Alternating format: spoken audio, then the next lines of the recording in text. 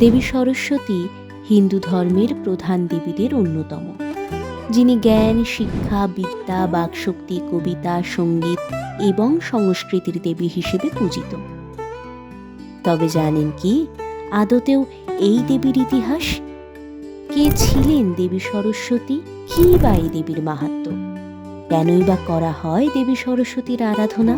তাহলে আসুন আজ এই ভিডিওতে জেনে নিন এই পুজোর এমন কিছু তথ্য যা শুনলে আপনিও জেনে যাবেন কিছু অজানা ইতিহাস। দেবী সরস্বতী শুধুমাত্র হিন্দু ধর্মে নয়, জৈন ধর্ম এবং বৌদ্ধ ধর্মেও পূজিত হন।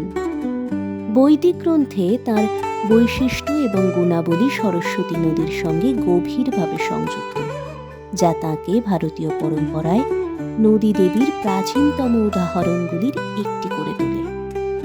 দেবী সরস্বতীকে নিবেদিত হিন্দু মন্দির বিশ্বজুড়ে পাওয়া যায়, যার মধ্যে সবচেয়ে প্রাচীনতম একটি হল কাশ্মীরের সারদা পীঠ। হিন্দু পুরাণ মতে মাঘ মাসের শুক্লপক্ষের এই পঞ্চমী তিথিতেই আবির্ভূতা হয়েছিলেন দেবী সরস্বতী। বৈদিক দেবী হলেও সরস্বতী পূজার বর্তমান রূপটি আধুনিককালে বেশ প্রচলিত হয়েছে। তবে প্রাচীনকালে তান্ত্রিক সাধকেরা সরস্বতী সদৃশ দেবী বাগেশ্বরীর পূজা করতেন বলে জানা যায়। মৎস্য পুরাণ অনুসারে ব্রহ্মা স্বয়ং নিজের থেকে সরস্বতীকে সৃষ্টি করেন, যিনি এখানে শতরূপা, সাবিত্রী, গায়ত্রী এবং ব্রহ্মাণী নামেও পরিচিত। তাঁকে সৃষ্টির পর ব্রহ্মা ভুল করে সরস্বতীকে নিজের কন্যা বলে মনে করেন।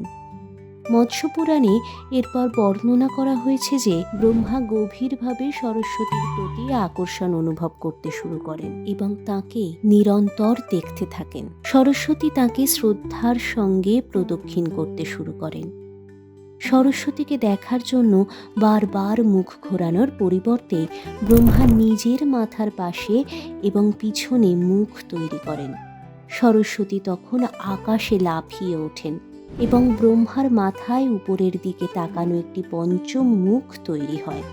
এই ঘটনাগুলোর পর ব্রহ্মা তাঁর ক্ষমতা হারান এবং নিজের পুত্রদের সৃষ্টির দায়িত্ব দেন।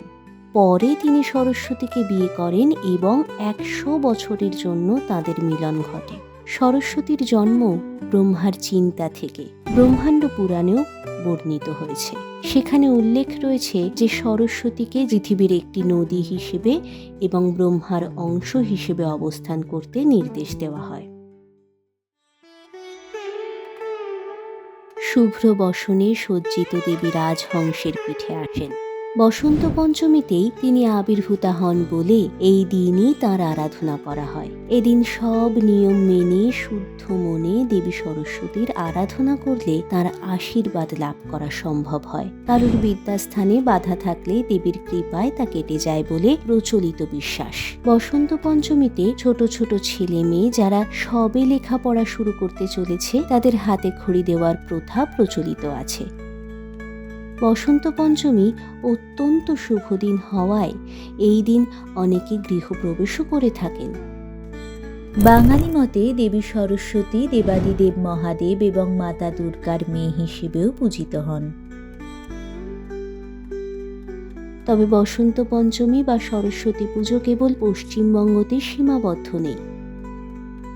ওড়িশা রাজ্যে উৎসবটি বসন্ত পঞ্চমী, শ্রী পঞ্চমী, সরস্বতী পঞ্চমী হিসেবে পালিত হয়। অন্ধ্রপ্রদেশের মতো দক্ষিণের রাজ্যগুলিতে এই দিনটি শ্রী পঞ্চমী বলা হয়। বালি দ্বীপে এবং ইন্দোনেশিয়ায় এটি হরিরায় সরস্বতী নামে পরিচিত। সবশেষে একবার দেবী সরস্বতীর প্রণাম মন্ত্র পাঠ করে এই ভিডিওটি শেষ করব।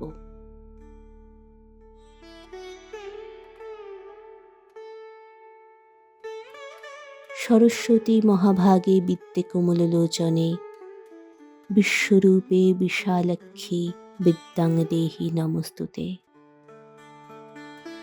জয় জয় দেবী চরাচর সারে